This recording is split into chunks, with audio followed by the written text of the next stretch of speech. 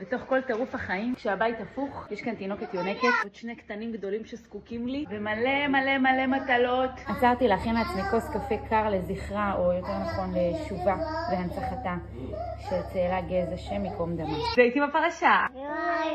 בפרשת אמור יש ציווי לכהנים במקדש, לא להתאמה למת ולא לצאת מהמקדש גם בזמני אבל. בעומק המסר הזה יש בקשה עבורנו, גם בזמנים כאלה כואבים, לא לשכוח את הכהן שבתוכנו. זה שמצווה להמשיך את קדושת והוויית החיים ולקיים את שליחותו גם מתוך כאב. אני עצובה, כל כך עצובה. גללתי וצללתי אתמול שעות בפרופיל של צאלה גז, תוך כדי שאני מניקה את מוריה שלי. איזה עולם. בין התכנים שלה בלט לי מאוד המסר שחזר להיות בעשייה.